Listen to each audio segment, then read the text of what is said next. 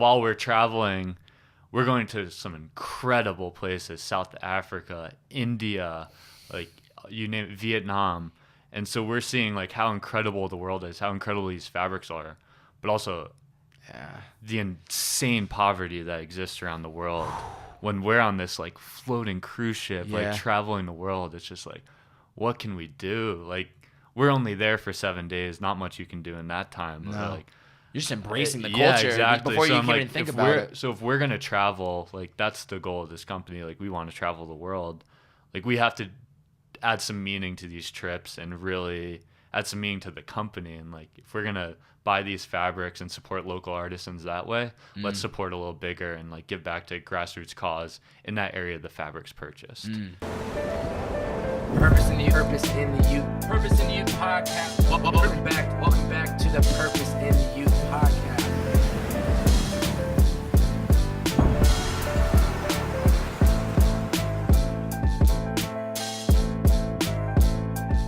Ladies and gentlemen, welcome back to the Purpose in the Youth podcast with your favorite bearded man, the one, the only Bobbbaaaay. Ladies and gentlemen, welcome back to the Purpose in the Youth podcast with your favorite bearded man, the one, the only Bobbbaaaay. Today in the house today, co-founder of Serengeti, Ryan Westberg. What's going on? Not much. Cruised over. Cruised no on traffic. through, I'm happy. Right over the 405. As I was just telling you, this is the e-commerce wave I got going right now. I got all of you guys on the west side of LA. Parker came through. Robbie, I had Zach. All of you guys are now coming through. Yeah, and I appreciate you guys taking the time and driving all the way out here. Yeah. You've been to over 80 countries, which is a big number. Do you have a count right now? I haven't counted recently, but would you say over 90 at this point? So, probably closer to 80. Dude, that's a lot. If you had to pinpoint one thing, what do you think has changed the most about you since seeing all these different places? Just traveling puts everything back in perspective. Yeah. It's like LA, it's so easy to get caught up in the hustle of everything, but also just like materials and kind of just like the rat race. Yeah. Traveling puts everything back in perspective. Yeah. You go into in a remote village somewhere. Yeah. The kids are just as happy, if not more happy there, and they have nothing. Yeah. And so then it's like, what do you need all this stuff for? So it just always helps bring it back into perspective. Because I like nice things as much as the next person. Of course. We all do. Yeah. Especially I think back when I was in high school, I had to have like the best clothes and all like the best shoes. And I think that's because we're so young. Also, I wasn't really exposed to, I didn't travel outside the country ever when I was younger. It wasn't until I was in college. I went to Mexico, right? I went to Cancun as the first, which you could say is not even really going abroad or outside the country. It definitely is. It definitely is. But it's like you're there to vacation. We were doing things that we probably shouldn't have. Anyway, but it does change your perspective, and just from even watching people that create like YouTube content that travel a lot or you read blogs, it refreshes me of like, wow. This is what somebody's been through, or this is what they're seeing, and it opens my mind to like, there's so much more than just owning shit. Like, of course, I want to have a nice watch, I want to have a nice bracelet and here and there, but how much do you really need? I think what it comes down to, and just how lucky we are to be living here. Yeah, and just the chance of birth of being born in the United States puts us so far ahead. Yeah. Because we just take so much for granted, so many things. Yeah, we do take a lot for granted. We pretty much we got the lucky card, right? Being here because there's so much opportunity, and it's easy for us to just take all this shit for granted and be like, oh, I can go to college and there's another person that's the traffic lights work. Yeah. Oh, the streets are okay. Yeah. Like, oh my just God. all these little things that it's just so a part natural. of our life. It's so natural. We're going to get into so much of like your traveling and all that a little bit later on in the podcast, but let's take it back. Fairfield, Connecticut. That's where you grew up. That's where I'm from. That's where Born and raised. Is John Mayer from there? My sister went to high school with him. No way. No way. He was like a couple years older. Did you ever get to meet him? No. My sister's 5 years older than me, and then he's my... somewhere around that. I hope she got his number. Like, were they good friends or No, something? I guess he was like a huge nerd in high school. Really? Yeah, that's pretty well documented. Really? But she was a music girl too, so like they were both kind of like that. They but kinda clicked. They weren't in the same like group That's of friends incredible. or anything. That's incredible. How would you describe growing up in Fairfield? What was it like for you? Kind of exactly how you'd picture Connecticut. Yeah. To be I have honest. a lot of family in Mystic, Groton, so the complete opposite eastern side of Connecticut. Yeah, but so I know like how the Connecticut whole really is. outside of New York Yeah. area. It was a great childhood, very comfortable, very fortunate to grow up there. Yep. It was just different. Yeah. There's so many things. I know. When the spotlight, it's one thing when we're just having coffee at a shop and you just kind of spitball things, but then when the spotlight's here, we're like, oh shit, what do I say? It's like growing up was great. I had a great childhood, great parents. I was fortunate to have like a good situation growing up. Was it the two parents and then an older sister? Yeah, I have an older sister. She's my half sister, but I've grown up with her with big age difference, so 5 years. So yeah. we didn't really. Definitely a big difference. Yeah, like, I know. You're like, 12 and she's especially 17. because she's relatively tall, not as tall as me. But like, so she was way bigger than me, so she could like kick my ass like most of growing up. I'm gonna teach you a lesson, Ryan. Yeah, I'm gonna teach you a exactly. lesson. What did your parents do? My dad was an entrepreneur, and then my mom works in a school system, social worker. And the entrepreneur fathers are always leading the way. I feel like Oh, sometimes. he was not. He wanted me to go straight and narrow. Really? Though, definitely. What? But just him doing what he did, I think, kind of like turned me the way I was. What did he do? He owned a executive recruit company for like pharmaceutical executives. Okay. And then got into like property and things like that. Did you ever get involved with that growing up or no? Not at all, except the property stuff, because he would contract me out to love like it. do all the painting in the house. That's and not all a bad like summer job growing up, working for your pops. the backbreaking labor and stuff. But he really encouraged me to like start making money young. Like always had to have multiple jobs, and whether it was like with him or through other things, he definitely instilled work ethic. And how old were you when you first started working? Do you remember? You want hustles or jobs?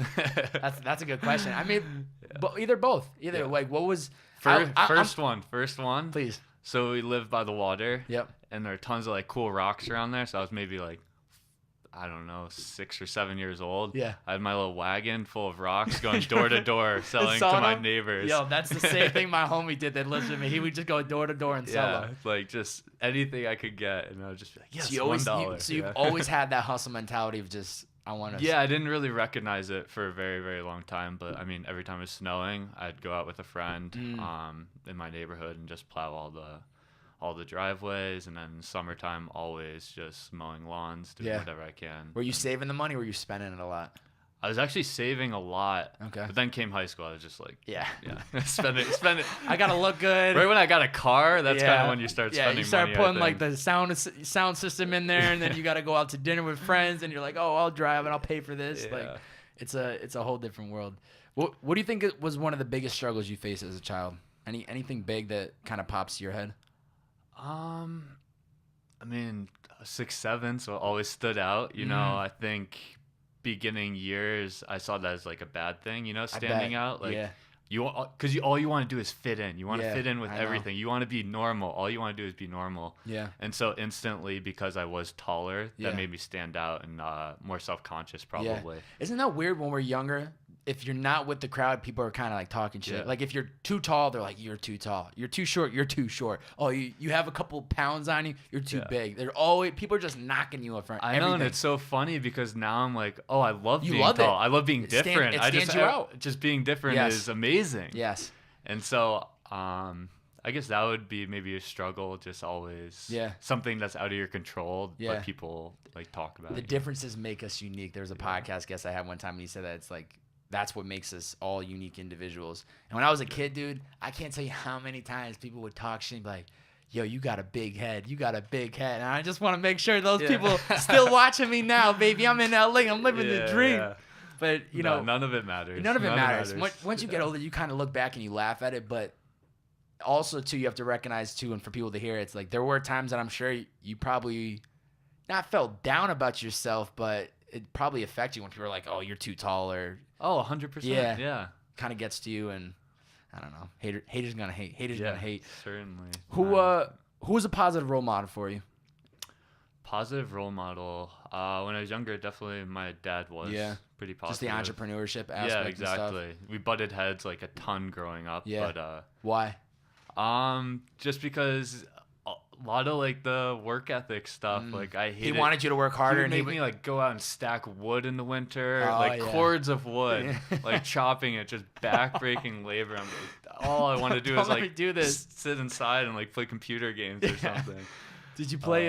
Did you play any sports growing up? I played a lot of tennis. So tennis was my main sport growing up, and then like another Connecticut guy, I did sail. Yeah. And so those were my summers. Yeah, that's great. Growing up on the water like that, man. Yeah. It's a little sail action. Like, why not? Yeah. You know what I mean? Why not? Why not?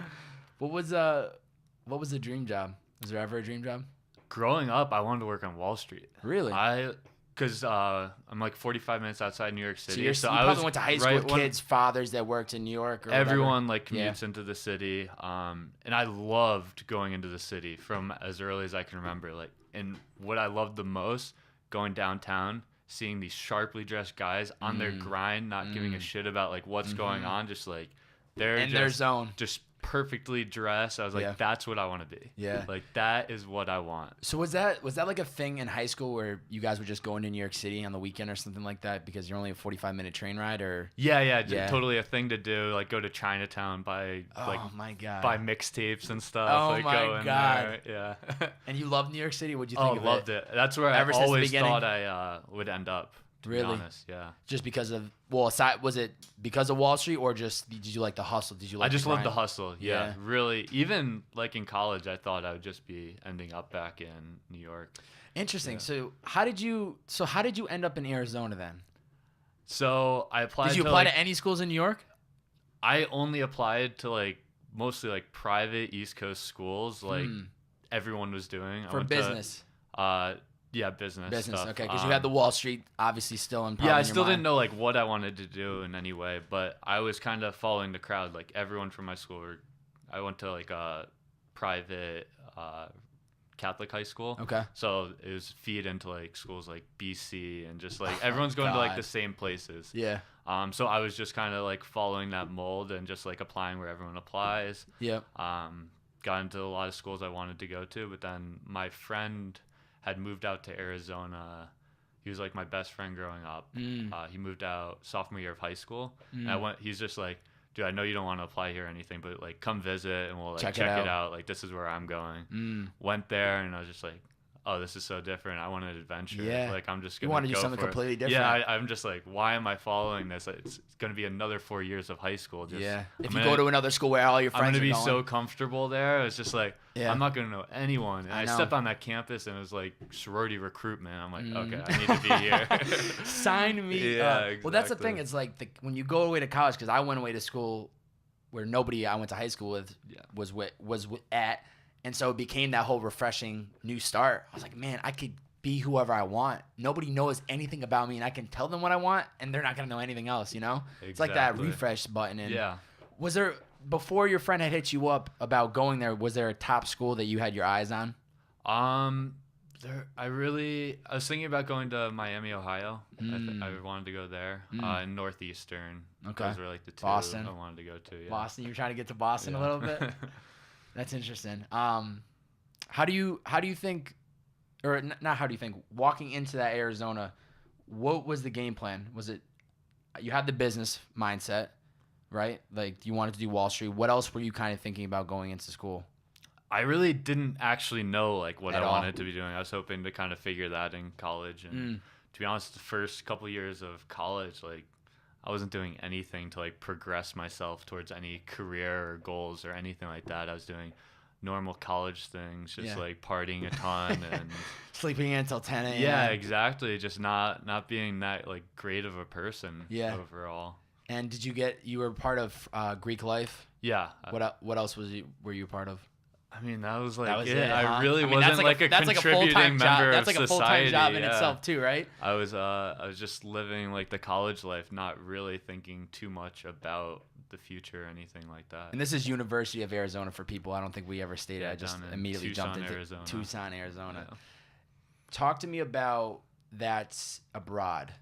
That's when everything kind of really started to Yeah, change about so you. it was my sophomore year that I heard about this thing called semester at sea. Like, I think it was like an older kid in my fraternity had done it, and I was just like, oh my god, you can travel.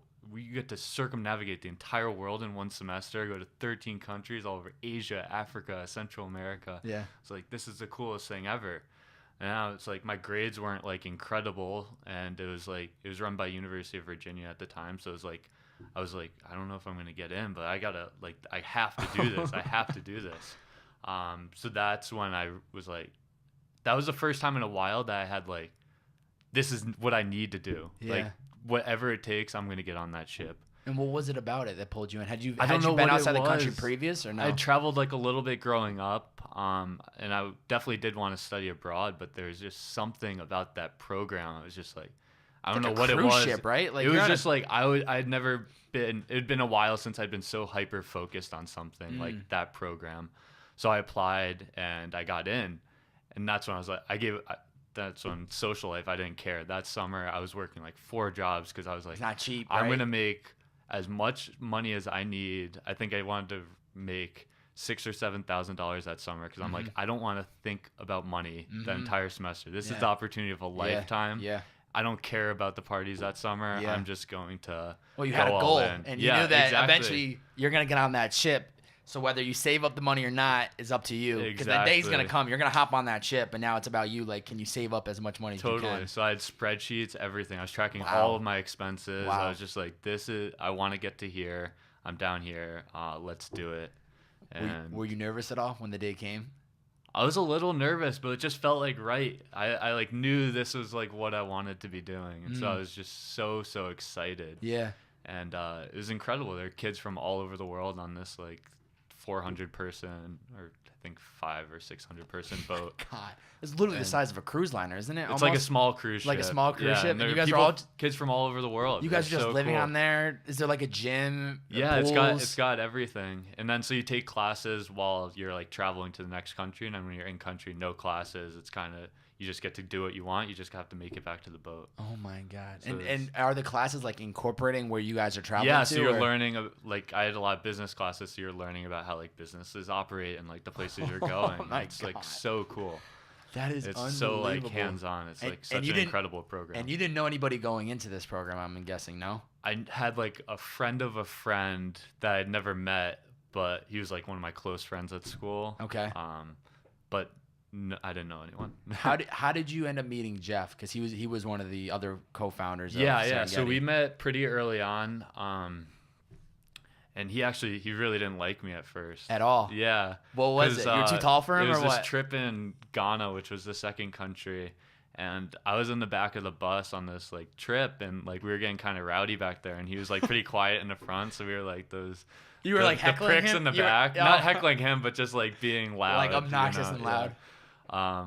But then we soon became friends through that trip, and then we started seeing these fabrics in each of the countries we were visiting, and so we just started buying the fabrics because they were cheap, they were cool, and then we're like, this is awesome. So were you buying the fabrics just because you were kind of like, I want a piece of this country? Yeah, exactly. So like a very common thing on the program is to like buy one of something in From every every country. place. So like people take labels off beer bottles, so like they'll get one of those from each country, or like coasters or something like that.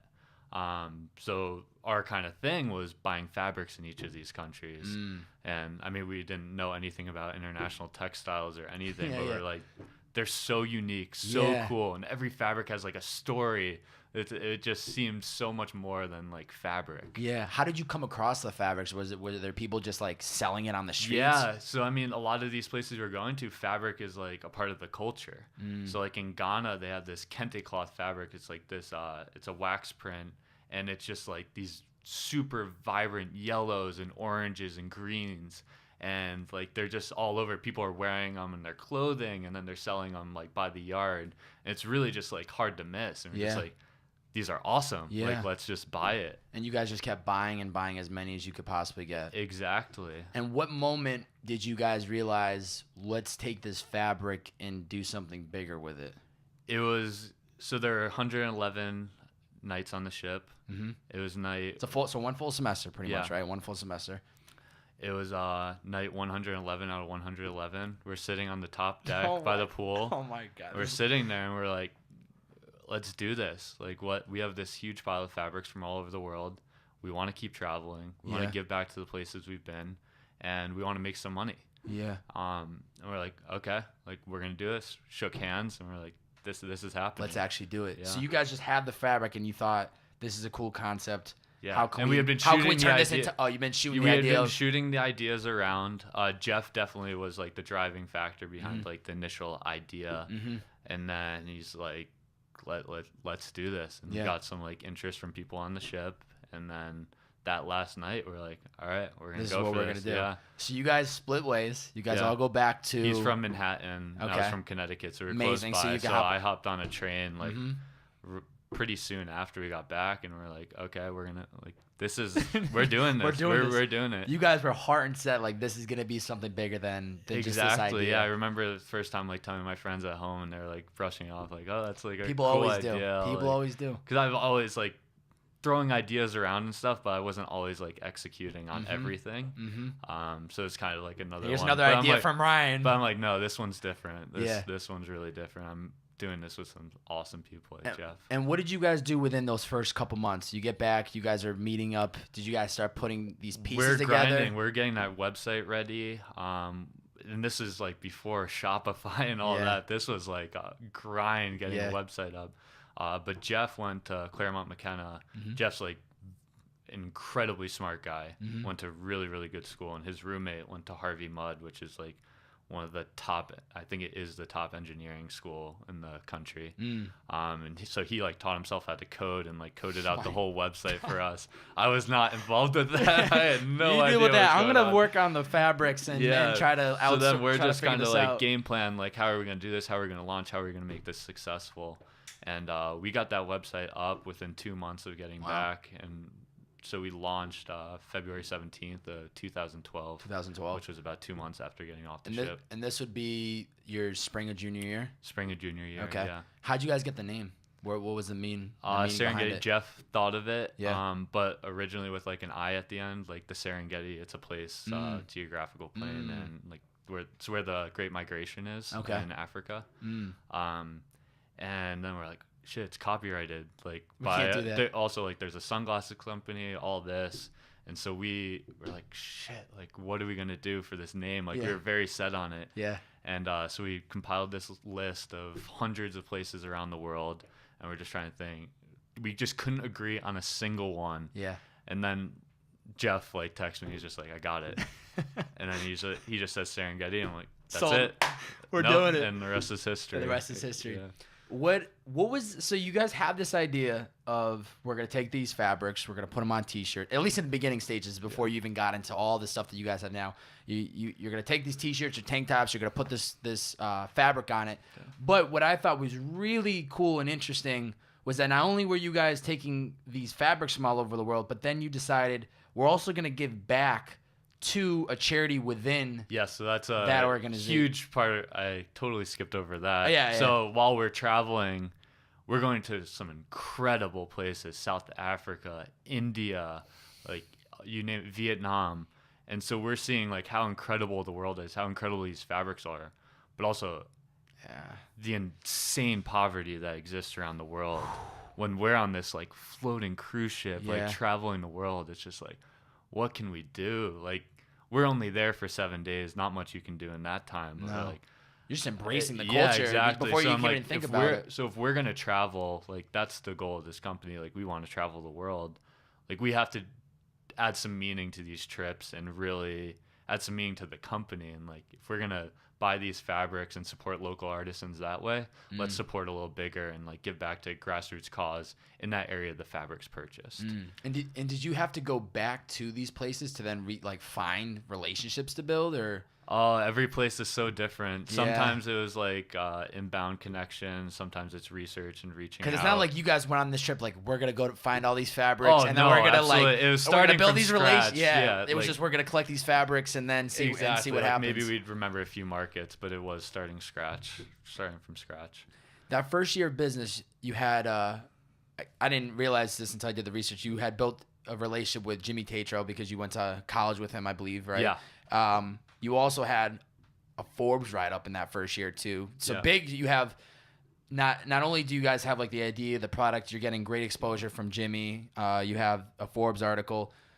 Were there any low points within that first year? Yeah. A good story. Yeah. I'll tell you our launch story because it was actually pretty good. Let's hear it. Before This is getting what the to that, podcast because is all it's like about. the momentum that Please. led up to like Jimmy Please. and Yep. Forbes and all that. So gotta set the stage. So it's 2012, early 2012. Yep. I'm about to graduate high school. There are no company Facebook pages. Facebook is the wild, wild west. Yep. But everyone's spending all of their time on Facebook. It's live and die by Facebook. Yes. And like you're still writing on each other's walls and like happy birthday, going through, seeing how many pictures you're tagged in, all that stuff is so important and ingrained in like the college, high school atmosphere. Yep. And so we have no money. We start this thing with $3,000, which is like all going towards like initial inventory and like a couple shelves or something. Just to get it rolling. Yeah, I mean, I had to like max out a credit card to cover my portion because I spent all that money I'd saved, which I don't recommend doing. So we're just saying, so we have no money for marketing. Like, how are we going to get the word out? We're like, Facebook. Like that's the thing. That's like the this is what all of our friends are on. So we're like, okay, how can we make this launch massive? It's like, okay, every time someone changes their profile picture on Facebook, that's like the top thing that like pops up on everybody everyone's likes newsfeed. it, comments on We it. have a pretty cool like elephant logo. So we just messaged all of our friends. We said, if on our launch day, if you change your profile picture to our logo, say a little bit about our company and like link there, we'll give you a 2-for-1 shirt code. So we reached out to like a good amount of people, like posted on the Semester at Sea page, which was huge because it was 500 students spread out all over the country. So it instantly expanded our reach. And so we thought maybe like could get like 25 of our closest friends. It was like, okay, those 25 posted, and then people just start like changing their profile pictures because I think the logo looks cool, and it just goes viral. Like a movement. And there are thousands of people that ended up doing this. Really? And it gave us this huge viral campaign without spending $1. And then that 2-for-1 shirt code, it doesn't matter. That would be like a break-even point. We're just trying to like get the brand out there. Yeah. So that gave us like some of our initial capital and gave us a successful launch. And you got, I mean, thousands though. Thousands of people. It was crazy. Like you'd open up like the Facebook Messenger thing and you see everyone's like little thing. It was all elephants. Like I still have screenshots.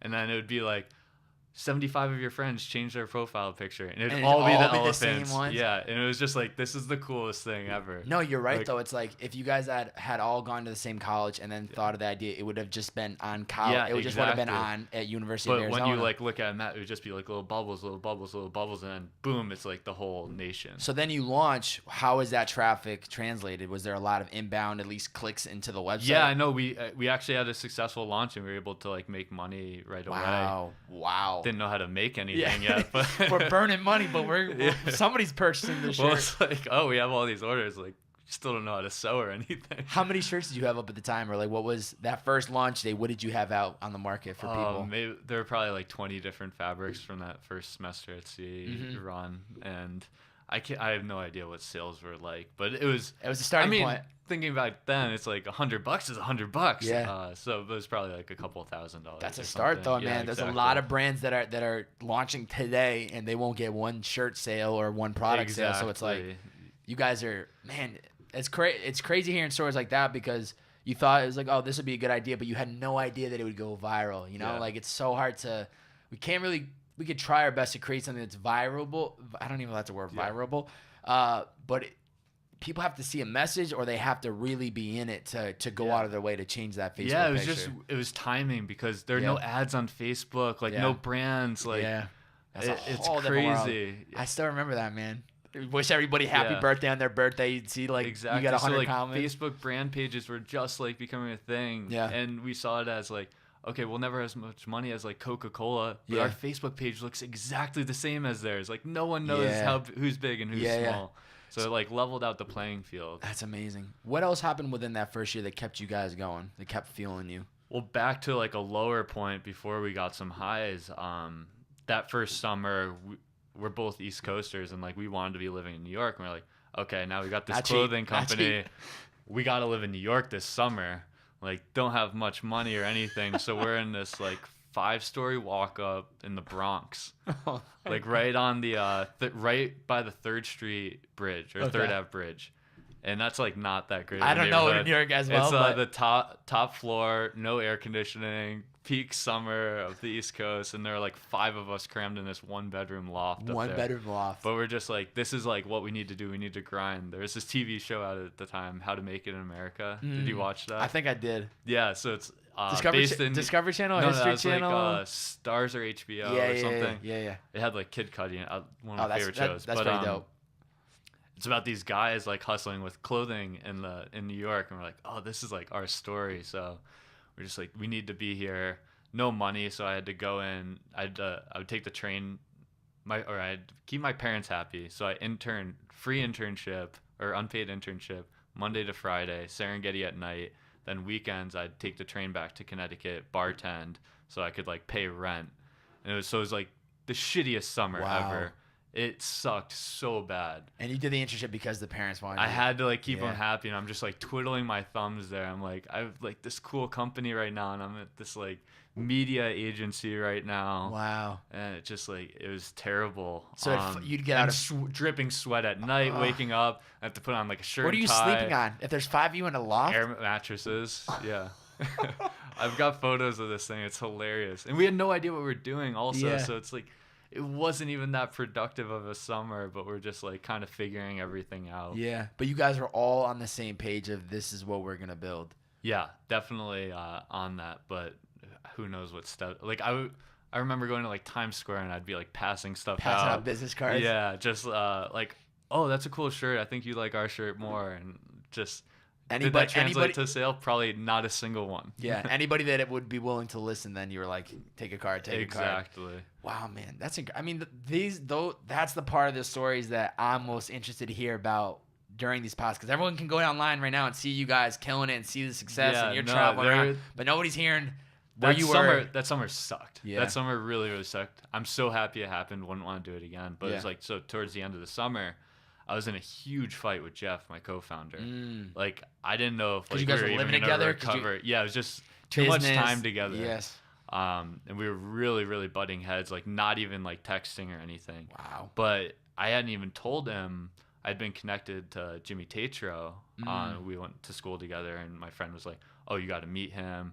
And so I was talking to Jimmy, and he had already heard of Serengeti.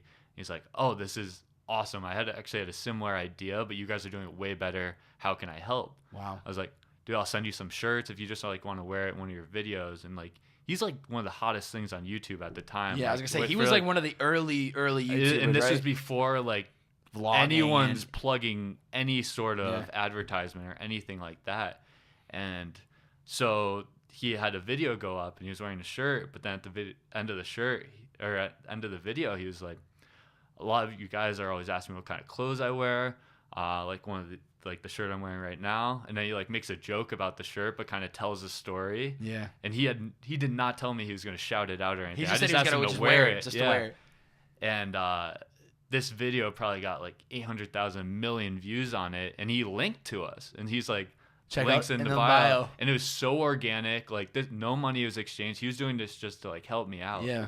And it went insane. It's crashed our website 4 times. We had more orders than we'd ever seen in our lives. And I just get a call from Jeff. He's like calling me nonstop. I'm just like smiling. Wait, hold on. I had this in my back pocket. Oh my God. Because you guys are not like on the good page. Yeah. And so we get on the phone. He's like, what is going on?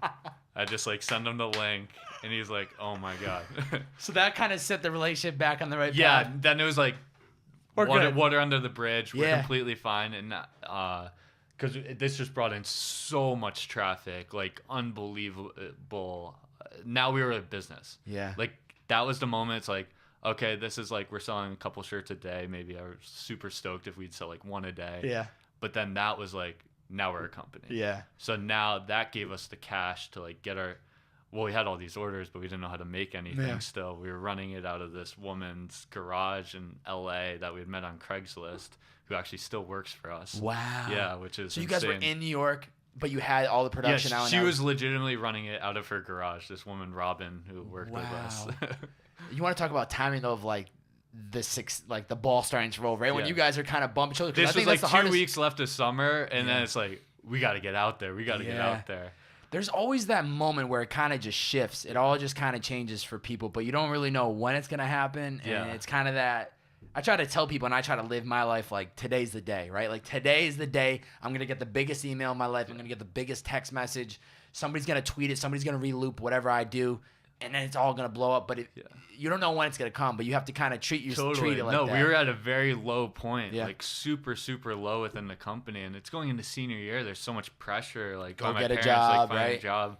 Like, my parents, like, this cute little company you have, but, like, you still need to be applying. Yeah. You still got to be doing that. So did you go into senior year like, I'm graduating, I'm going all in on this business? Were you kind of skeptical of, is this going to take off? With the Jimmy thing, like, that was like, okay, now it's like let's do this. Yeah. Because that gave us the cash to get in our first warehouse and like start buying sewing machines and get employees and all that stuff. So that was like a huge moment. Those first customers, those Jimmy customers, they didn't get their orders for like 2 months. Because if you look at like our shirts, it's hand stitched, right? Yeah, it's like a blank shirt, and then we're sewing the pockets on. Everything's made to order, so like we're not mass producing. You're not over inventory. So if we get like 1,000 orders, we have to make those 1,000 orders, and we don't even have 1,000 shirts. Wow. So that was a grind, and we ended up we taught ourselves how to sew. We got those orders out. So you actually called every single one of those customers and explained what was going on. Wow. Being like, do they appreciate? I mean, I would imagine. Yeah, no, I think like I would love to talk to one of those people we called. Yeah. Because it was just. We had to do it. People were getting pissed off because they thought we were this massive company. Probably just scammed you guys. Yeah, exactly. Right? This massive company, and we're like, no, we just taught ourselves how to sew. Your order will be out. Like, thank you for supporting us. Like, tell this. It gave us also like an opportunity to tell our story and all that. Build that personal connection. Yeah, exactly. Then they're like, this guy just actually called me. Yeah. I'm in college. Like, this is in between classes right now. I gotta go. I got a test right now. Like, exactly. Actually, no, it's just another business meeting. I'm sorry. So what's going through your mind when end of senior year rolls around? Everybody's like, oh, I'm working here. Beginning of senior year, that first semester, we moved into the warehouse, and then we got picked up by Forbes. And that was kind of like, another big moment. I'm kind of school doesn't matter anymore. Like you're checked out. I really need to be focusing on this. I think this is like the opportunity of a lifetime, and I'm not going to let it pass by. Yeah. So I was super hyper focused senior year on just like making this work, figuring it out. Sale by sale, just trying to become a company that could sustain us post college. Did professors know what you guys were doing, or was it kinda not really? This is the thing. You guys went to different colleges. I keep thinking like you guys are on campus together, like walking. No, around. I'm like on the phone with Jeff every day, like trying to figure it out. Like my fraternity was super supportive. Like all those guys were repping it, which made it really huge. Way easier. Like because launching at Arizona was incredible, especially being in Greek life because. People were actually really supportive of it. Yeah. And that's a big school, and it started to spread like wildfire there. Yeah. And then people are from all over the country. So, again, it just kept spreading and spreading and spreading. Which is, going off of that, which is what I think is really dope, and how we were talking about before, you guys had this whole college rep thing. I want to know, how did that, shout out to Marissa. I went to high school with her. She reached out to me. She's like, I was a college rep for these guys. When did that happen?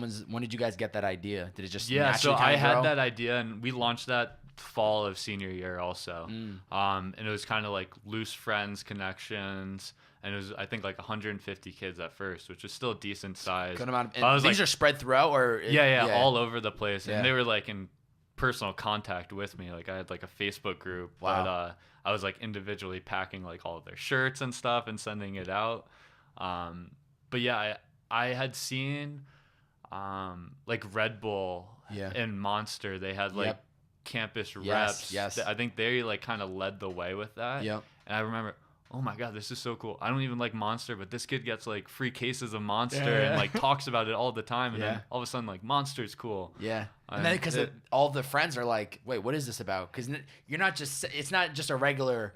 It's not somebody from Monster just sitting there working. It's like it's a homie. No, it's a homie. Exactly. It's an instant trust of like, okay, and everyone wants to be a part of something. Like give them a community, give them an opportunity to be something bigger than themselves, and like people love that. Yeah.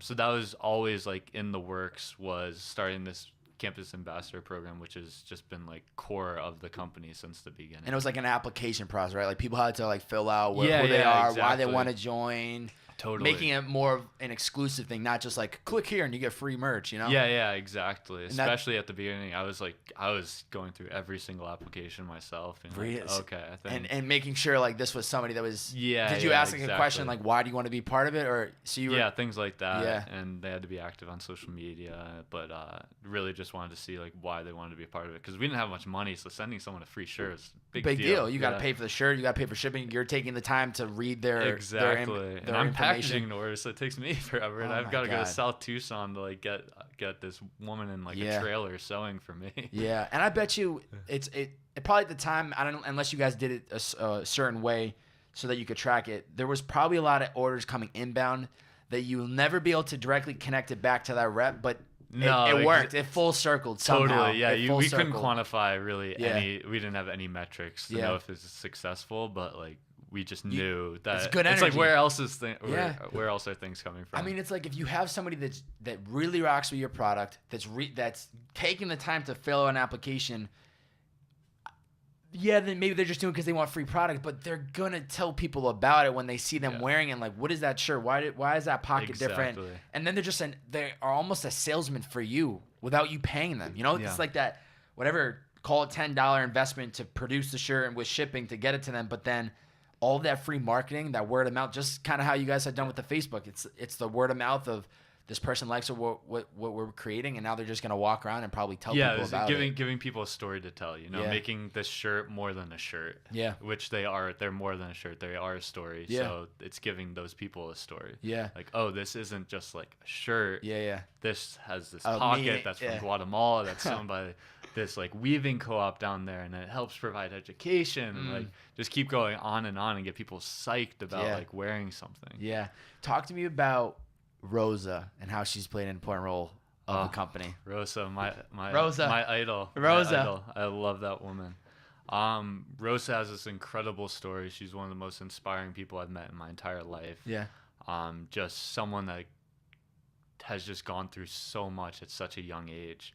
I mean, she's pretty close. I met her, now it's almost 6 years ago. Wow. I met her for the first time. Actually, no, 5 years ago, because it was right when it was first trip after graduating.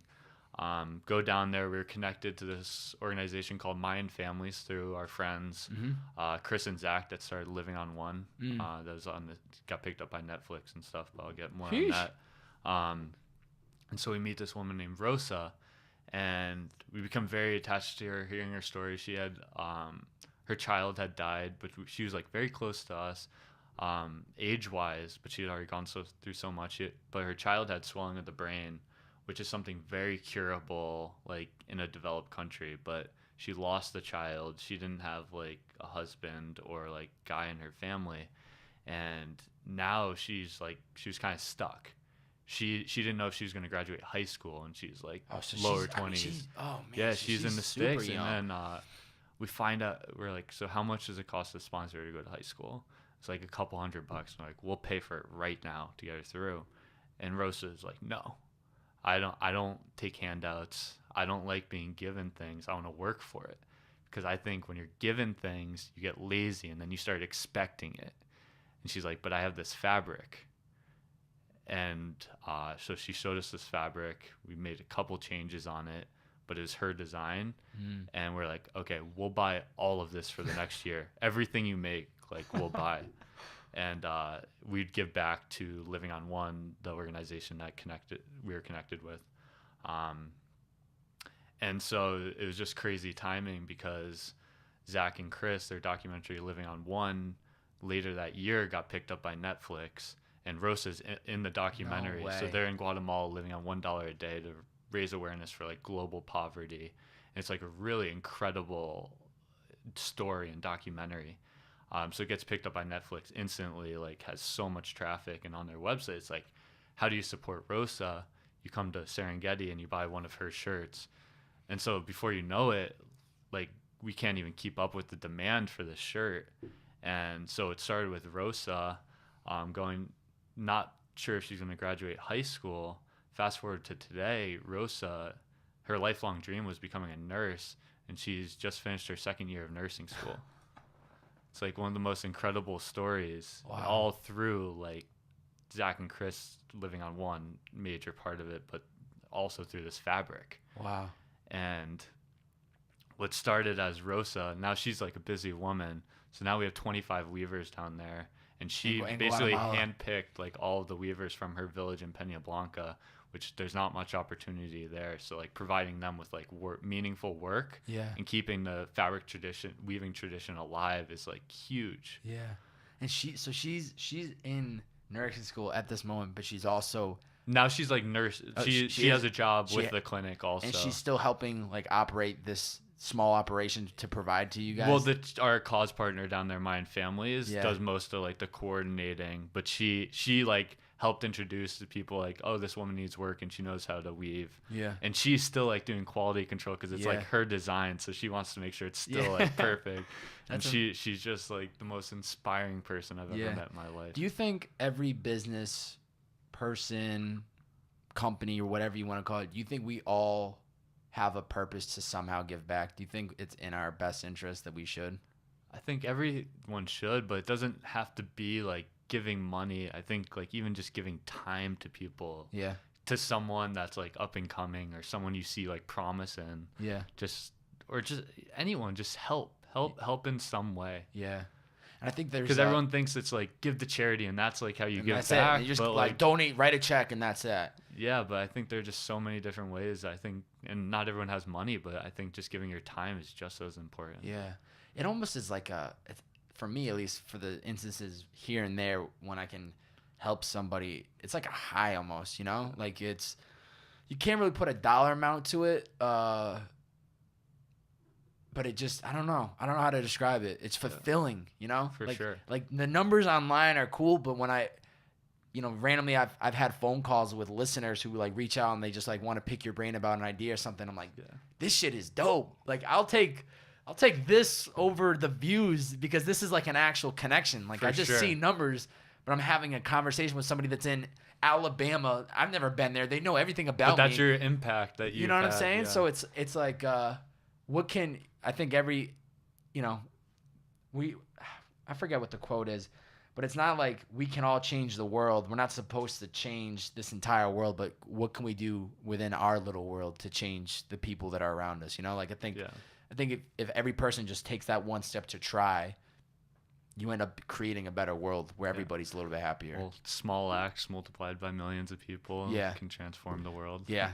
And like, I mean, kind of going back to what we were talking about earlier, it's like being in the U.S., how much opportunity we have. Yeah. And even sometimes when I'm complaining about the small things, and I'll take a step back. I'm like, dude, you've got nothing. I walked in the gym yesterday morning, and I always have this little mental chatter when I'm walking into the gym in the morning because I'm like, fuck, I don't want to do this. And who's walking out? Okay, mind you, I'm walking into the gym at 6:30 in the morning, right? Who's walking out of the gym but this gentleman that's strong, big built, and he has an amputated leg, and he just walks right by me out of the gym. So he was in there before me, not even phased, just laser beam, jacked, and I was like, I can never ever complain about this shit again, because if this man can be this proud and just not even fazed by the fact that whatever had happened, and he's still just walking strong, who am I? Totally. You know what I'm saying? Totally. Who am I to be like trying to complain about going to the gym? It's like, nah, this guy's doing it. I'm going to fucking do it too. I'm going to do it just like him. What do you think has been the biggest hurdle that you guys have faced at Serengeti as a company? We talked about the early stages. It's hard to pinpoint. I mean, we've been around for 6.5 years now. A long time, which man. Is every year there's always just like something, and it's just you got to roll with the punches and kind of just go through it. Biggest issues. I mean, last year. Okay, this is 5 years in. 5 years, people are like, oh, if you make it 5 years, like you've outlasted business. You're good. Like, you're good to go. Kind of good. And we get hit with major fraud, like international fraud, and we're like stuck in this like fraud ring, where we were having like a really good February, like sales were through the roof, and we think things are really good. Then like a couple months later, we start getting a lot of chargebacks. I'm like, what's going on? What's going on? And somehow there are people using stolen credit cards on our site. And normally normally they get flagged and stuff, but they're all getting shipped to like these forwarding facilities in Miami. So stolen credit cards, normal looking names, shipping to this forwarding facility in Miami, and then the shirts are going God knows where. And then like they're stolen credit cards, so these people are contacting us being like, you're scammers, like all this stuff. Oh, like, man. no, like someone has your information. And then like chargeback, like the money just gets taken directly out of our account. This money we thought we had already put it towards inventory. Wow. And all these other things. And that cost us 6 figures, like just straight out. 6 figures just to deal with that stuff. Massive hit to the company. And that was like another moment. It's like, that's gotta that's what just scares all me. encompassing, just gut wrenching, because it's like we're bootstrapped. Like we're not this like highly funded company. Like we don't have like millions of dollars of disposable income or anything. So that's like a massive hit, and we're a small company too. Yeah. So it's just, that's what scares me, is like you guys can abide by the laws, do everything right, and then something like that happens, and now it's costing you 6 figures. Yeah. Like that's not right. That's not. Oh man. yeah. And like all the worst part is like these people think we're scammers.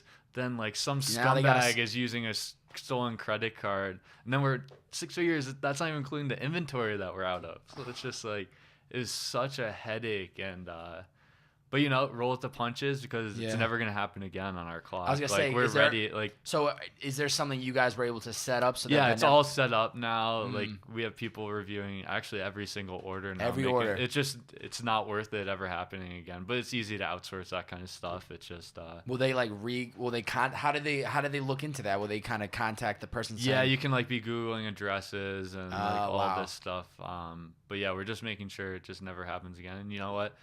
Other companies we start in the future, like it's just never going to happen again. So it's like tough lesson learned, expensive lesson, but we're ready to go. I mean, that's you have to learn those lessons. I was listening to a speech this morning about a commencement speech from Denzel Washington, and that's one thing he talked about. He's like, you're going to fail and you're going to have a lot of setbacks, but that's part of the game. Like that's what you sign up for when you're chasing a business, a dream. Like you're gonna fall back. It's just how quickly can you come back and change that perspective. Okay, yeah, it cost us 6 figures, but maybe this just saved us 7 figures if it would have happened in 4 years from now, you know? Totally. But yeah, you got to go unfortunately, you have to go through some of that bullshit, which is annoying and not right, because you guys could use that money towards other things. But and then another really low point and hard part to like overcome, but it ended up transforming the company for the better, was within our this was like 2014, we started hiring like a lot of employees, because it's like we have this insane growth. And it's like, what's a successable business? You have to have like a lot of employees, more people, hire, and like offload your workload, and like that's kind of like the playbook, you know, like when you're growing. It's the world we used to live in. You know, you'd see the big companies with the big buildings. Exactly. You need to bring more people in. All of a sudden, we're still having like a good year, but our payroll's like through the roof. We're personally not like making as much money, but also I'm starting to like hate the job, because all of my time is spent like managing people. And like we're still trying to run this like remote team, and not everyone's like on the same page anymore. And it was just like, I no longer like loved waking up in the morning. You had to deal with it. It was like I was dealing with people. And I was just like, this is not why we started this company. This isn't like what the company is. Yeah. And also it was so expensive. Like we're also not gonna last like this. Like we can't do this. Yeah. So we had to like make the hard decision after a year. We had to just kind of like clear house and like reassess and like, okay, what are we gonna do? We're gonna be an outsource company. We're going to outsource everything. Outsource and automation back to our basics. That's how we started. It's time. We started with outsourcing, and now we're going back to our roots. We're outsource, automate, everything systemized. Yeah. And that year, best year ever. Yeah. Lowest payroll. Yeah. Life is a lot better. Life I'm feeling is bliss. A lot happier. Yeah. And but totally against the grain. Like we went from like a bunch of employees to like no employees besides like our 15 production employees. See, that's amazing because you get to the point where you guys have been putting in the work for years. There's brand awareness already. You outsource all that stuff. You guys roll out maybe new products or designs every couple weeks, couple months. Other than that, everything's automated. Orders are coming in. You kind of just oversee. I'm just imagining, right? You just oversee everything. Maybe check in a couple emails every morning, and you're like, "Let's go to Malibu. Let's go sit by the beach." You know, we get to travel a lot. Exactly. It's smart though. Like that's the world. I mean, Parker talked about on his podcast. That's what they're at now. Just outsource everything. I watched Parker go because I've known them like a year and a half now. And I was watching. You saw it all. Yeah, unfold. I was watching it all happen. Yeah. And so I was able to help them, give them some clarity on it. Yeah, I mean that's the beauty of it. If you can outsource everything and get to a point where you're living off of, the income and you can swing the way you do it, then that's pretty amazing. I kind of want to go back to traveling the 80 plus countries. I don't want to overlook that because I think that's a big number. And I would imagine there's probably a lot of people that listen to this podcast that have wanted to travel and maybe haven't had the opportunity just yet. What would you say is the best piece of advice for someone that is looking to travel outside the country? What do you think they need to do to make sure it's a successful trip? Because I also read too that you talk about like there was a time where you were traveling, and you weren't actually enjoying the actual place. And I find that happens to a lot of people. We go on vacations to these big places, but we spend so much time running around. We're like, wait, what happened? Yeah, I mean, that was in the Forbes article recently. The recent one. Yep. Yeah. So first couple of years of the I'll start with like my story and why I slowed down, and I'll go into like some recommendations. But it was nonstop travel for so long. Like I'm talking 3 to 4 month trips, like nonstop. Like just looking for country products, hopping. or what was the reason? We are buying fabrics. Okay. We are like traveling for a reason, but it just got like insane. Like not having a home and just like being on the go all the time it just started to become too much. It was taking just too much of a toll on all of us, so we had to like slow things down a little bit. And we both, or me more than Jeff, but had to get like a home base and just kind of level out a little bit. Still travel all the time, but needed the home base a little bit more laid back. No more 3-month bender trips like different country every week. It's just it was too much because we started thinking about we were planning the next trip while we were on the current trip, and then it just like becomes a slippery slope. But recommendations for other people, just make sure, I mean, I know it's cliche, but like getting out of your comfort zone, like really experiencing the culture is not going to be like in your hotel lobby. You got to like go out and see what the locals are doing, talk to the locals, and really get to know where you are. I think that's the biggest thing. Like, don't always do just like a ton of group tours, which are fine because a lot of places are famous because they're famous for a reason because they are like incredible. But also like make sure you're really getting out there. Are you embracing the culture too and trying like the foods that they eat? That's like how I travel. Like really? I gotta be trying to food. I'll try anything once. You're lying. I'll try anything. What's been the craziest thing you've ever tried? I've got a couple. So in the Philippines, I biked across the Philippines for charity a couple of years ago. Okay. And at the end, I was like, okay, because I'm with a ton of Filipinos on the trip. They eat some crazy stuff, right? Local cuisine is this thing called balut. It's a half fertilized chicken egg. So like, it's like a hard boiled egg, but it's not really there. So like, there's a little chicken inside the egg, but still got some like juice in there. And stuff. The vegan people that are listening are churning right now. So they all are getting a hoot out of this. So I have a video of me eating it, but you can kind of like see some, not like full feathers, but you can see it in there. And I just popped that back. God. If I didn't look at it, it wouldn't have been that bad, but that was a pretty wild one. What else? There's got to be a couple other. So one of Zimbabwe's like cuisines or like famous foods or like local cuisines is fried caterpillars. So it had those. Not great. They get stuck in your teeth. I've tried so much, like scorpions, everything. Have you always just naturally been like okay with trying foods, or did you just commit? Yeah, I think it's fun, and it's like the locals are eating it. Why not? Have a guinea pig, everything. You gotta. I think at the end of the day, you gotta get on like some travel. You gotta reach out to the travel channel, get like a TV show while you're doing this. You know, like I'm out here buying fabric, but I'm also eating all these different foods. I'm also very, very lucky. I do have a cast iron stomach, so I'm more like confident, like trying like street food and all that. Because I know there are some people that they say don't do it because then your stomach gets it could ruin a trip real fast. Yeah, and then you're like in bed for 3 days and then you miss the entire trip. I've been fortunate, knock on wood, to like have a solid stomach. Yeah. What else? So you talked about you don't have it. Yeah, I know these coasters, they don't stick. You talked about like not having a place to traveling so much. You don't really have a home base. You're always on the go. What else has been hard about that for you? Like relationships? Like I would feel like you're traveling so much. You very small group, probably one or two of you, sometimes maybe even just solo. Just a lot of solo. You don't really have cell phone connection, I would imagine, everywhere you go. Is it hard mentally?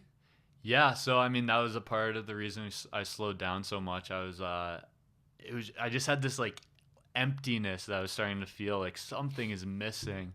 Like I'm living the most epic life in everyone's eyes. Like just I'm going to see anywhere I want to go. I just go. Yeah. Like it's incredible, but I feel like really empty because I didn't have like that group of friends I've always had where I'm like a part of it. Yeah. I'm a visitor in every place I'm going, including Los Angeles, San Francisco, all these places. I'm perpetually a visitor. Yeah. I don't have that home. And so a couple years ago, I was just like, I need a home. So I set up in San Francisco originally and then went back down. That wasn't for me, but LA is like, love LA. And now I like feel much more fulfilled. Great group and community down there of a lot of like-minded people. And now I like really feel at home. Yeah, and you're based in Santa Monica now? Yeah, exactly. Solo apartment? Do you live with people? I've got two roommates.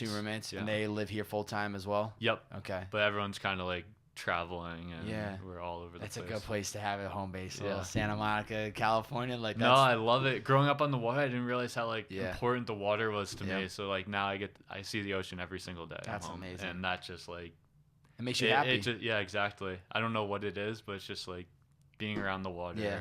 Zach wanted me to ask a question. All right, yeah. Let's hear it.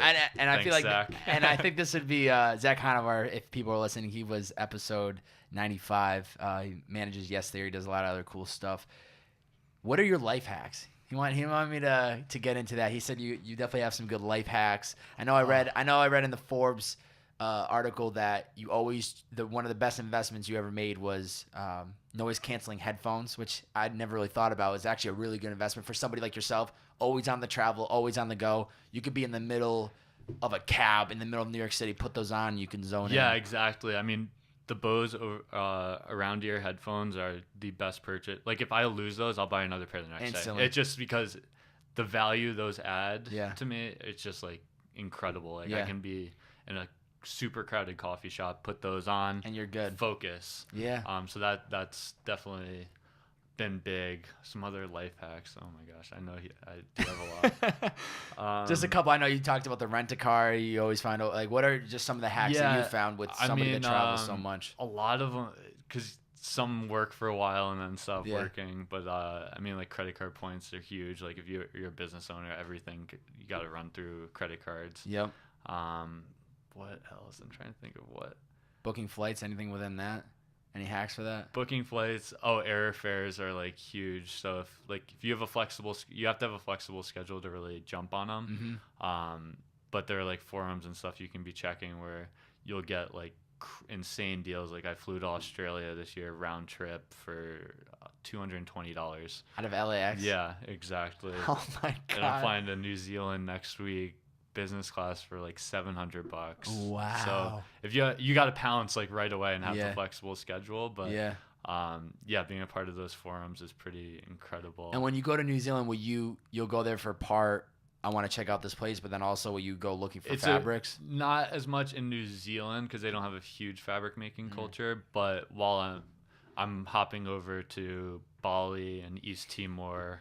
Why not? This is legitimate travel. We have the holidays are coming up, so I have to do fabric runs where I have to go and like do a lot of purchasing. Wow. Oh, and then so Bali you just ship them right back? No. So I guess this is a hack too for us. Okay. So I fly so much, I have status with the airline, so I get like 3 or 4 free checked bags. So me going to the country, stuffing my suitcases is like cheaper than shipping it back. I bet. But I can also stay at like a nice hotel for a couple nights and like Yeah. make a vacation out of it. Yeah. So I'll be hopping over to Bali, which has a ton of incredible fabrics. Yep. East Timor, I've never been there. I'm really excited, but they have a fabric making culture. It's one of the newest countries in the world. Yep. And then have to go to Bangkok and Japan, and then I'll come back and I'll have Dude. Solo? This is solo trip too? I'll have so much fabric after that trip. And you like that, just being in your own world, just going? I really do, because I do have to be working a lot on this trip, especially with holiday prep. So I enjoy it, and that I'll go out, I'll have my social interactions and stuff, but I do enjoy being by myself. I would imagine you've probably built up some places or people in certain cities where you kind of know where you're going to go when you get back, or reach out to certain people. Thailand, I've been to so many times because there's so much fabric in Bangkok. Yep. And then Japan, I actually have a friend that lives there, so I'll get to see him, and he always shows, I get like the local feel. Oh there. my God. So yeah, friends all over the world. And then in between those travels, you'll just pop up the laptop, do a couple emails or yeah, work, I mean, if I'm in a place for like a week, I'm going to do I'll put in solid hours of work. Yeah. Wow. I also too, I saw with the hack, which I thought was really interesting, is you'll travel with like a gym bag. So anywhere, I don't know if that's true, but you'll bring like resistant bands, ab roller, or just a bunch of other stuff. Yeah, I think that's important too. I'm huge on like health and fitness, and I just want to make acknowledgement of that, because I think that's the biggest concern I would have with traveling. Really is, now I don't have a gym, but like how would I physically stay in shape? Because from the traveling that I've done, I'm just like, I check out. I don't think it's going to be able to work. And that's how it was for a very, very long time, because it's hard. Yeah. It's still really, really hard. Yeah. But it's just like, I get so down on myself if I'm not active and stuff. So I'm like, how can I fix this? So I have this little like black bag that I've got like the push-up bar handles, resistant bands, the ab roller. Yeah. And that can I can work out in any hotel room with that stuff. So that's been really, really helpful. And I can fit it all in like this small bag. Little bag. I'm normally traveling with just a backpack. So that's all you travel with, just a bag? I can go a couple months on a backpack. On a backpack. Yeah, for sure. And I'm thinking already like a laptop's gonna take a good amount of space, but no, it's funny because I'll have like 2 or 3 like big bags on some of these trips. Yeah. But none of them are my clothes. They're all fabric. Like I've just got like some clothes in my backpack. It's that minimalist lifestyle, man. That's that key, man. That minimalism. But yeah, health is very important big for you. While traveling. I think that's like the key for anybody's success. I'm just like mental clarity, everything. You feel good, you get a nice sweat, and it helps you kind of just. I think it also plays a role in energy. You feel more alert. Without some people, it depends. They like working out at night, middle of the day. I'm more of a morning person. I definitely used to own your morning. Win the morning, win the day. Yep. That's how you win it. I went back and I saw that you had done a TED Talk at Manchester High School in 2017, which is amazing. I would love to give a TED Talk. That's like on my bucket list. So one day I hope to do that. There's a quote that you had said, "Everyone wants to change the world, but I think the best way to do this is to change your world first." Can you elaborate on that? So I think before you can really give back in a meaningful way, I think you do need to focus on yourself a little bit, because if you're not like self-fulfilled a little bit, the meaning you can give to other people, I don't think is the same. So wait, can you read the quote one more time? I actually haven't said this. Yeah, no, this is 2017, and I know even when you were probably given this thing, you might not even know you said this, because it's probably a high. Everyone wants to change the world, but I think the best way to do that is to change your world first.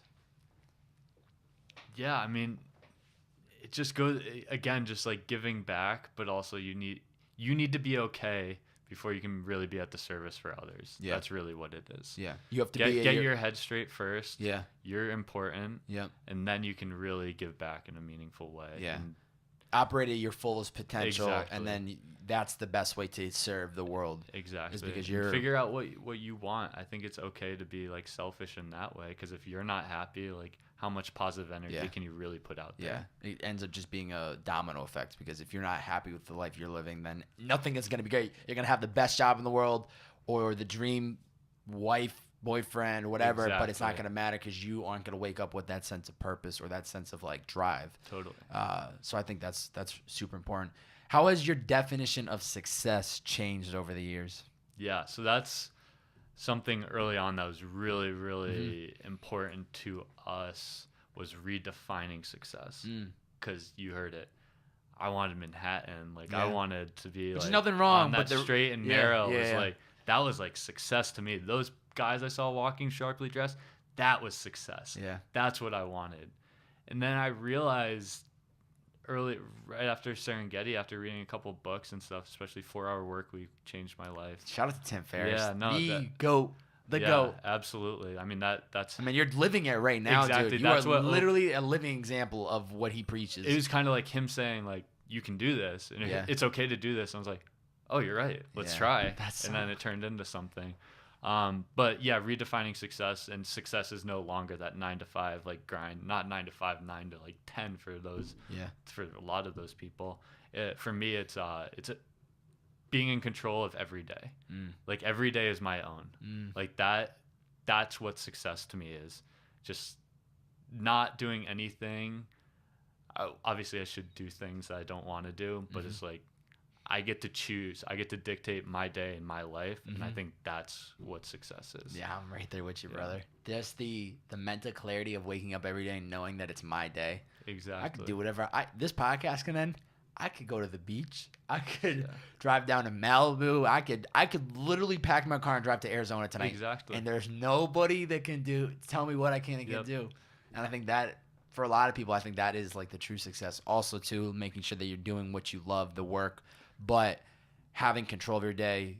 To me, is success. To you, success. But then I've also realized too, there are the people out there that's not success to them. Their success would be showing up to that job. Everyone's different, Yeah. because I think that's my mindset as like an entrepreneur. Yeah. You know, and I don't think that is for everyone. Yeah. Like, a lot of people are very happier than I am, like, living a different life. So Yeah. I don't push that life. Yeah, onto- or because that entrepreneur, mindset onto that everyone. lifestyle is you're always on clock.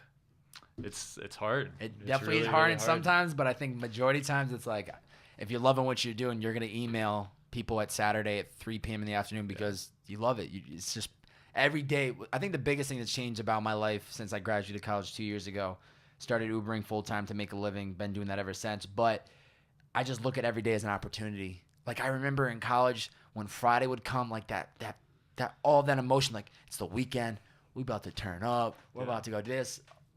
I don't feel that anymore because every day is just an opportunity for me to do something that's going to put me one step forward, whether it's working Uber, making money to pay the bills, whether it's creating content to then release, or every day just feels like an opportunity. So I don't feel that drag anymore. And that Monday morning that I so vividly remember dreading, it doesn't feel like that, you know? And like, I'm just super thankful to be at a point in my life where I can say that, because I know for a lot of people they can't say that. And I really, really, really hope that anybody that listens or sees this can find a way to make that Monday morning the best day of the week, because you're fired up to get back in the grind. You're fired up to hit the ground running, you know? Absolutely. But yeah, I don't know.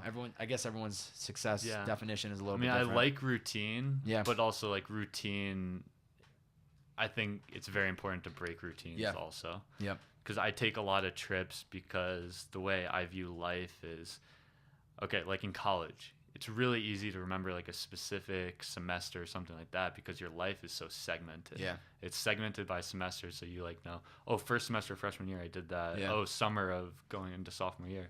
But then once you're an adult, like, it's just like an ocean of like years, and like everything gets lost. And I'm like, that really scares me. It's just like, oh wait, what just happened in the last 10 years? It's 10 years later. What just happened? Oh, I don't even know what I just did. Like, trips help me segment my life. So like, I'm like, oh, if I'm trying to pinpoint like a specific day, I'm like, oh, that was in between like my trip here and like my meeting there. So like, just filling it with a ton of just like experiences and like epic stuff. Yeah. And so just segmenting your life, I think creates more of a meaningful life and something that you'll be really proud to like tell people and look back on.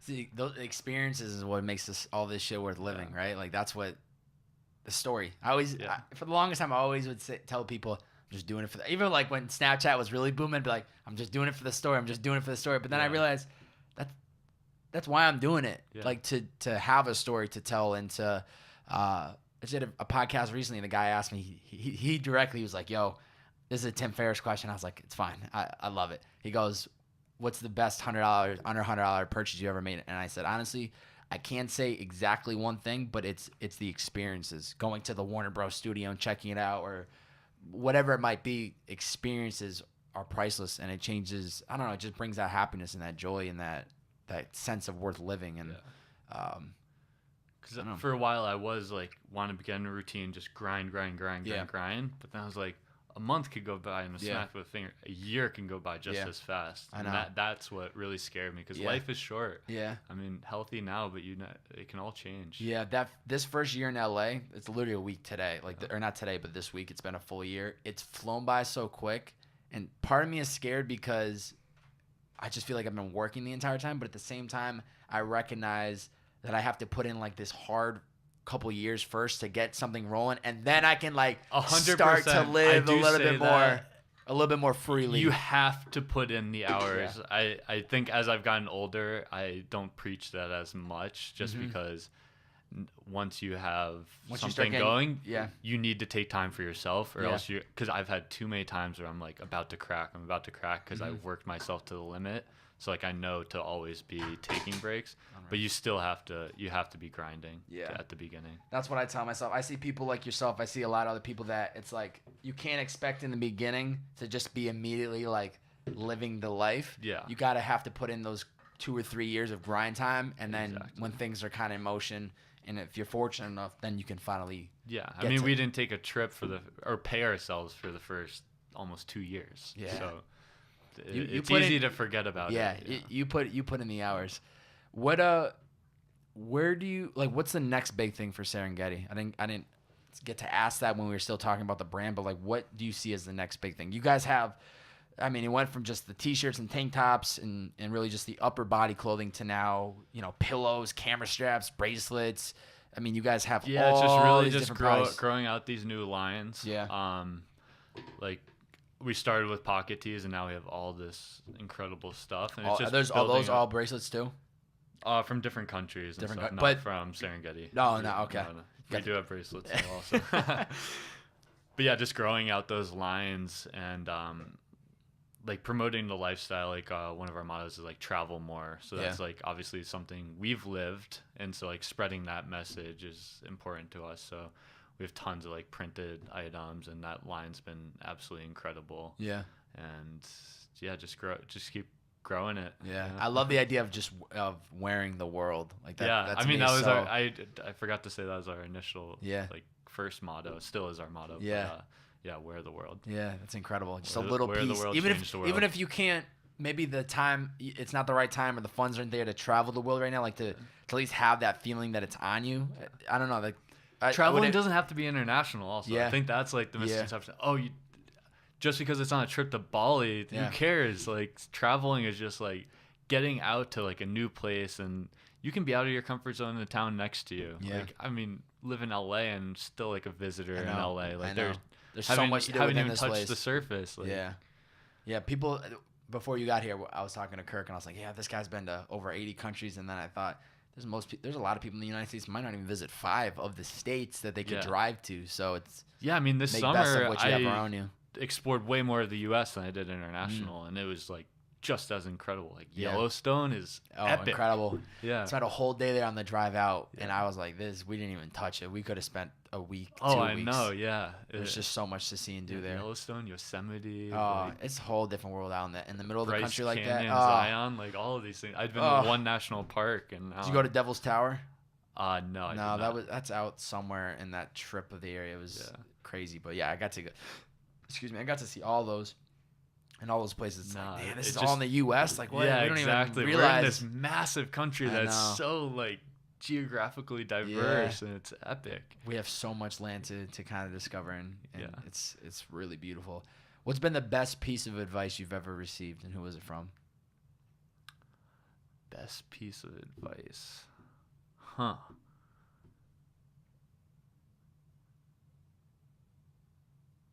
My dad told me, don't be scared of success. And I think that, because when you have big ideas, they can get scary really fast. Even if they're picking up tractions and stuff, it gets scary. Yeah. And so I think that's been something that I've kept. I don't think I've ever even told him that. I like remember him saying that. But like, I think that was an important quote. Because when you see, I would imagine there was a point in time where when you guys are in that grind time of just getting the brand off the ground, it's like you have nothing to lose right now because everything is up. But then you start getting money inbound, and now you actually have money to play with. Yeah. It's like, shit. On the other side of that, he says that you should always be like a little scared, because the second you're not scared, then you're complacent, and then you become obsolete very quickly. So always be on your toes. Yeah. But actually be scared, but don't be scared at the same time. That's a good advice. I think it's finding the middle ground there. And you never told him that stayed with him? Or that stayed with you? I have, yeah. Shout out to the pops if he hears this. Maybe he'll be happy to hear that. What do you I really do respect what you guys have built as a company and what you're doing now. What do you think is Ryan's purpose? What do you think your purpose is? What is my purpose? Because Serengeti is its own thing. As I was talking about earlier, Purpose in the Youth is its own brand. I'm my own brand too. Serengeti, even though that is still so much you guys, what do you think your true purpose is? You know what? I don't know. And it's taken me a long time to accept that fact that I don't know what it is.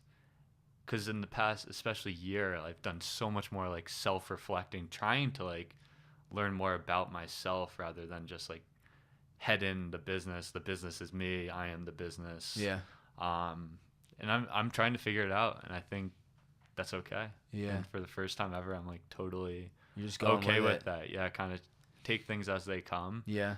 I think I'm on the right track where I feel good about what I'm doing. Yeah. But I don't know what my purpose is. Yeah. You're probably one of the first people that has just straight up honestly saying not, because you would think that, he's got to have, most people are going to listen to this whole podcast right now and get to this point and be like, holy shit, how does he not know what the purpose? I think a lot of people are lying. Yeah. I really do. Yeah. I don't think, I mean, you once you like go and see like the back end of a lot of these companies you look up to, like a lot of people don't have it figured out, but they're so polished on the front. I think people are that way too. Like so polished.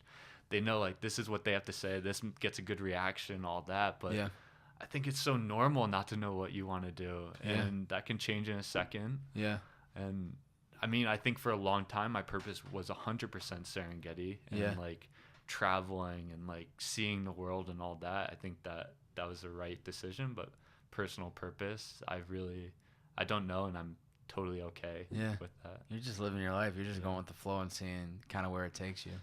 Yeah, I mean, life can change like that. Yeah, like, you're right. If you're so like concentrated on like this is me, you're missing what's happening around you. What if yesterday that was you, but today you're a little different? Yeah. Like, why just like put yourself in a lane? Yeah, don't box yourself in. Yeah. Before I get into the closing questions, this is when I reverse the role. I allow my guest to ask me any one question. Could be about something we talked about today. One rule, can't be a question I asked you though today. Okay. Any one question. If you could go damn coasters. If you could go anywhere in the world tomorrow, where would you go? And why? Yeah, there's so many places I want to go right now. I'm itching to get to Europe. I probably would go at first. I think to kick it off on the right foot, Ireland. I don't know if you guys can tell. Yeah. I got an orange beard. Got a lot of Irish in me. Get back to the roots. Yeah, get back to the roots. I growing up on the East Coast, growing up in Massachusetts, I was raised around Polish. I am Polish and I'm Irish, but the Irish side of the family, my dad's side, is just high energy. So much of who I am, very people, like loving of people, and it's not like my father was right off the boat from Ireland or his father was right off the boat from Ireland, but it comes back to some point. I should actually research and try to figure out how the dots connect, but I would want to go there because even the other day I Ubered a guy from Ireland, and he's been living here for 30 years and he's actually about to move back to the homeland. And when I told him I was Irish, I don't know how he couldn't tell with the orange beard. He's like, I love it. And we were talking about Conor McGregor, and we just like, hi. The guy just loved it. Yeah. But from what I've seen pictures from people I've talked to that have been there, from videos, it looks like a beautiful place. It feels like roots to me. Like when I see the Irish flag, even though I wasn't born there, my family wasn't born there, I feel so connected to there because every Irish person that I've met, I feel like I see myself. As I said, the high energy, the very friendly, outgoing, and I would love to go there. I really want to travel more. I want to get Hashtag travel more. Yeah, I know, right? Hashtag travel more.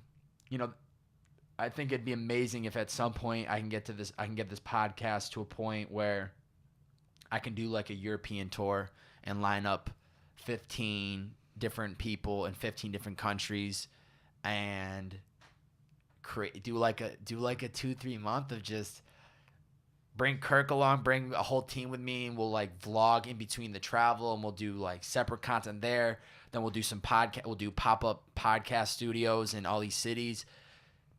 Really taking away the idea of not rushing it and just enjoying it. I want to go to these places and enjoy it. and not have this time of like we're only here for 3 more days and we have to go. Kind of plan it out so that I have a bunch of guests lined up and I'm just like, hey, I'll let you know when I'm in your town, but it's going to be within these 2 months. And then, get to Ireland and spend 10 days and relax. And I don't know, that would be, I kind of steered away from the question of like Ireland, but I'm almost saying all this out loud because I want to hold myself accountable. I want to speak it to existence. We're not at the point yet where we can fund this type of stuff yet, but I know that I can make it happen. And yet is the word. And it's going to be amazing one day when I can cut this clip and date it and show when it was published and be like, spoken into existence. So it's happening. Yeah, it's going to happen. It's going to happen. And you know what? We're going to meet up in Bali, or we're going to meet up in another country, and whatever we're both doing at the time, we're going to sit down and have another conversation, and it'll be epic. So I'm in. Yeah, it'll be amazing. But yeah, Ireland's going to be the place if I had to get on a flight today, for sure. For sure. Closing questions. Where can people find you on social media, and where can they find Serengeti? So Ryan Westberg, Instagram, and then Serengeti on Instagram, Facebook, Serengeti.com, and that's I'll have it all linked up. Sounds I'll have it all linked up for the peeps to click in, and make sure you guys go drop a bunch of bearded man emojis on his posts or on Serengeti's page. Before I ask the final question, thank you for coming in today. It's been fun. It's been great. It's been great to get to hear your story. I was excited. I was really excited just to get you in because 80 plus countries, that was just something that I was so intrigued about. Like, man, this guy has seen and done so much. You're probably 27. 27. Yep. You're still super young, extremely successful. You're connected to all these guys that I admire. I'm in the e-commerce wave. I need to all in here. I need to you know what I would really want to do? And I'll be the first. You'll be the first one that I'll say it to is at some point I want to bring in like 3 of you guys of the e-commerce world, and we'll do a group pod. I do a whole nother series that I just kind of am starting to roll out more. It's called Groupisode, and the idea is bring in previous guests that have something in common and talk about a topic. So the first one I did was 3 of my homies that have been on the pod about the process of moving to LA. We all moved to LA within the past year. We just sat there and talked about it. I got another one rolling out next week that's 3 artists that are on a nationwide tour together, talking about the process as an artist touring the nation and where these guys started and how they got to the point where they traveled to 25 plus cities. And I'd love to bring in 3 of you guys and talk about just e-commerce and how you guys have been able to take these ideas and then, a lot of the lessons learned and how to operate a business efficiently and not think you need to bring in 10 different people when you can just bring on 1 and outsource everything, So mark my word, I'm not sure when it's going to happen. Let's do it. But it's going to be something dope. And maybe we'll take the studio down to the west side so we can do some of the outside pod experiences. But yeah, thank you for coming today. This has been a great been podcast, and I'm extremely excited to share this out to the people. Last question for you. Somebody's listening, doesn't have the passion figured out, doesn't have the purpose, is lost, trying to figure out what the next step is. What's the best 2 to 3 things you would say they should do? First of all, be okay with not knowing, as I was saying, because no one has it figured out. Read a lot. Read about people you admire. Read, whether it's articles, Or books, listen anything. to, right? Listen, because you can draw a lot of inspiration from other people, and a lot of people have already gone through similar things. So why not just read about everything? And then it's easy to get stuck in a cycle of not doing, just being like down on yourself. You're like, I can't figure this out. So I'm going to sit in my room all day.